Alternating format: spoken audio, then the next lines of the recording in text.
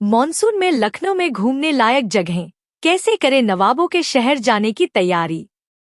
उत्तर प्रदेश की राजधानी लखनऊ की शान में जितना कुछ भी कहा जाए काम ही लगता है। नज़ाकत और नफासत का ये बेहद ही खूबसूरत शहर नवाबों के शहर के रूप में पूरी दुनिया में मशहूर है। जितनी मीठी यहाँ की बोली है उतने ही लुभावने हैं यहाँ पुराने बाजार। इतिहास में अपनी एक अलग पहचान लिए हुए यह शहर वास्तुकला के एक से एक नमूनों को खुद में समेटे हुए है। साथ ही लखनऊ के अवधी खाने की सारी दुनिया ही दीवानी है। लखनऊ जितना ही हमें इतिहास से जोड़ता है उतना ही खुद में मॉडर्न भी है। यही वजह है कि कोई भी पर्यटक चाहे देसी हो या विदेश लखनऊ के दौरे को अपनी बकेट लिस्ट में रखता ही है। बड़ा इमाम बाड़ा लखनऊ के प्रमुख ऐतिहासिक स्थानों में गिना जाने वाला बड़ा इमामबाड़ा उर्फ आसफी इमामबाड़ा एक ऐतिहासिक स्मारक है जिसका निर्माण 1784 में हुआ था। अवध के प्रसिद्ध नवाबों में से एक आसफउद्दौला द्वारा निर्मित परिसर में एक बड़ी मस्जिद आसफी मस्जिद, एक भूल भुलैया और बहता पानी वाली एक बावड़ी शाही बावली शामिल है। इस संरचना में 2 बड़े प्रवेश द्वार हैं जो आपको केंद्रीय हाल तक ले जाएंगे, जिसे दुनिया का सबसे बड़ा गुंबददार कक्ष माना जाता है। बड़ा इमामबाड़ा देखने में बेहद ही खूबसूरत और आकर्षक लगता है। यहाँ पर आप सुबह से शाम तक के बीच कभी भी आ सकते हैं और यहाँ घूम सकते हैं। यहाँ आने की प्रवेश शुल्क भारतीयों के लिए 25 रुपए है और विदेशी नागरिकों के लिए 500 रुपए है।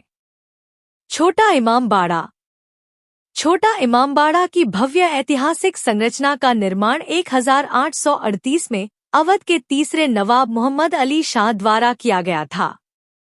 इसे इमामबाड़ा हुसैनाबाद मुबारक भी कहा जाता है। इसे शुरुआत में शिया समुदाय के भक्तों के लिए एक मंडली हाल के रूप में बनाया गया था। हालांकि बाद में यह स्थान नवाब के साथ साथ उनकी मां की समाधि के रूप में भी काम आया। संरचना के आंतरिक भाग को बेल्जियम से ले गए झूमर और क्रिस्टल लैंपों में खूबसूरती से सजाया गया, जिसके कारण इसे रोशनी का महल उपनाम मिला। बाहरी हिस्से में जटिल इस्लामी सुलेख के तत्व हैं जो इसकी अपील को बढ़ाते हैं। इसलिए यहाँ पर भी देखने के लिए लोगों की भीड़ काफी होती है। आप यहाँ पर सुबह 6:00 बजे से शाम के 5:00 तक के बीच कभी भी आ सकते हैं। यहाँ की प्रवेश शुल्क भारतीयों के लिए 25 रुपए और विदेशी नागरिकों के लिए 300 रुपए है। ब्रिटिश रेजिडेंसी इमारत का एक परिसर है जो कभी ब्रिटिश रेजिडेंसी जनरल के निवास के रूप में कार्य करता था। 18वीं सदी की अंतिम तिमाही में निर्मित इस स्थान ने 1857 के भारतीय विद्रोह के दौरान 3000 से अधिक ब्रिटिश निवासियों को आश्रय दिया था। वर्तमान में रेजिडेंसी खंडहर में है और भारतीय पुरातत्व सर्वेक्षण के तहत एक सुरक्षित स्मारक है। इस जगह पर भी लोग घूमने काफी ज्यादा आते हैं। यहाँ पर आप सुबह के 7:00 से शाम के 6:00 बजे तक के बीच कभी भी आ सकते हैं। यहाँ पर प्रवेश निःशुल्क है। रूमी दरवाजा जब आप अवधी शैली की वास्तुकला की भव्यता को देखना चाहते हैं तो रूमी दरवाजा का रुख करें, जो बड़ा इमामबाड़ा और छोटा इमामबाड़ा के बीच स्थित एक भव्य प्रवेश द्वार है। सन 1784 में नवाब आसफउद्दौला द्वारा निर्मित यह प्रवेश द्वार लगभग 60 फीट लंबा है। क्योंकि यह गेट इस्तांबुल के सब्लिम पोर्ट की तर्ज पर बनाया गया है, इसलिए इसे कभी-कभी तुर्की गेट भी कहा जाता है। यह गेट काफी भव्य और सुंदर है, जिसको देखने के लिए आप सप्ताह के 7 दिन में से कोई भी दिन 24 घंटे कभी भी आ सकते हैं। और यहाँ पर प्रवेश भी निःशुल्क है।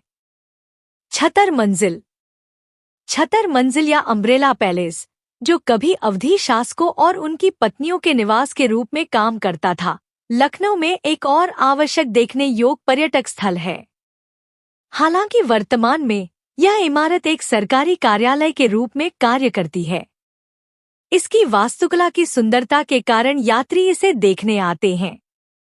जैसा कि नाम में से पता चलता है, इमारत में छतरी के आकार का गुंबद है। यह संरचना वास्तुकला के विभिन्न शैलियों के तत्वों को प्रदर्शित करती है। उनमें से सबसे महत्वपूर्ण यूरोपीय शैली है। यह पैलेस शनिवार और रविवार को बंद रहता है। बाकी के दिन यह सुबह के 8:00 बजे से शाम के 6:00 बजे तक खुला रहता है। यहाँ पर प्रवेश निःशुल्क है। दिलकुशा कोठी। गोमती नदी के तट पर स्थित दिलकुशा कोठी एक घर का अवशेष है जिसे 19वीं शताब्दी के शुरुआत में बनाया गया था। वास्तुकला की अंग्रेजी बारोक शैली में निर्मित यह इमारत एक बार नवाबों के शिकार लॉज और ग्रामीण कालीन रिसॉर्ट के रूप में कार्य करती थी। बाहरी दीवारों, कुछ टावरों और एक खूबसूरत बगीचे को छोड़कर आज इमारत में कुछ भी नहीं बचा है। हालांकि अपने ऐतिहासिक महत्व और स्थापत्य भव्यता के कारण दिलकुशा कोठी ने लखनऊ के पर्यटक स्थलों में सूचित सूची में अपना स्थान बना लिया है। इसे देखने आप सुबह के 8:00 से लेकर शाम के 6:00 बजे तक जिस भी समय चाहे आ सकते हैं और यहाँ पर प्रवेश भी निःशुल्क है। हुसैनाबाद घंटाघर। रूमी दरवाजा के निकट स्थित हुसैनाबाद ब्लॉक टावर लखनऊ का एक और विरासत स्मारक है। इसे सन 1881 में हुसैनाबाद ट्रस्ट द्वारा एक 75 लाख की लागत से निर्मित किया गया, जो 221 फीट की ऊंचाई का है। यह संरचना लंदन के बिग बेन ब्लॉक टावर की तर्ज पर बनाई गई है। घड़ी को 12 पंखुड़ियों वाले फूलों की तरह डिजाइन किया गया है और इसका पेंडुलम 14 फीट लंबा है। यह देश का सबसे ऊंचा ब्लॉक टावर के रूप में प्रसिद्ध है और इसमें वास्तुकला की गोथिक और विक्टोरियन शैली का सुंदर संगम है। आप इसे कभी भी देख सकते हैं और प्रवेश निःशुल्क है। जामा मस्जिद। लखनऊ के पर्यटक स्थलों की सूची में एक और रत्न है जामा मस्जिद। देश की अन्य सभी मस्जिदों की तरह यह मुस्लिम भक्तों के लिए एक आध्यात्मिक केंद्र है। 19वीं शताब्दी की यह इमारत शहर में मुगल वास्तुकला के बेहतरीन उदाहरणों में से एक है। यहाँ का मुख्य आकर्षण विशाल स्तंभ है जिस पर हिंदू और जैन नक्काशी की गई है। यहाँ आप प्रातः 5:00 बजे से रात्रि के 9:00 बजे तक के बीच रोज कभी भी आ सकते हैं और प्रवेश भी निःशुल्क है। कॉन्स्टेंटिया हाउस। जब आप ब्रिटिश काल की वास्तुकला की भव्यता को देखना चाहते हैं तो आपको कॉन्स्टेंटिया हाउस की यात्रा अवश्य करनी चाहिए। यह प्रसिद्ध ला मार्टिनियर कॉलेज का हिस्सा है, जो शहर के प्रमुख शैक्षणिक संस्थानों में से एक है। इस इमारत में फ्रांसीसी जनरल मेजर क्लॉड मार्टिन की कब्र है, जिन्होंने 1785 में इसका निर्माण शुरू किया था। देश में सबसे बड़ा यूरोपीय अंत्येष्टि स्मारक माना जाता है। कॉन्स्टेंटिया हाउस स्थापत्य शैली का एक सुंदर मिश्रण प्रदर्शित करता है, जिसको देखने के लिए आप सुबह के 8:00 से लेकर शाम के 6:00 तक के बीच जब भी चाहें आ सकते हैं और यहाँ पर प्रवेश भी निःशुल्क है। सतखंडा। लखनऊ में स्थित एक प्रतिष्ठित वॉच टावर सतखंडा एक अधूरी 4 मंजिला संरचना है जो 1800 के दशक की है। राजा मोहम्मद अली शाह, जिन्होंने इमारत का निर्माण शुरू किया था, उन्होंने इसे 7 मंजिलों वाला एक टावर बनाने की योजना बनाई थी, लेकिन उनके असामयिक निधन के कारण केवल 4 मंजिलें ही पूरी हो सकी थी।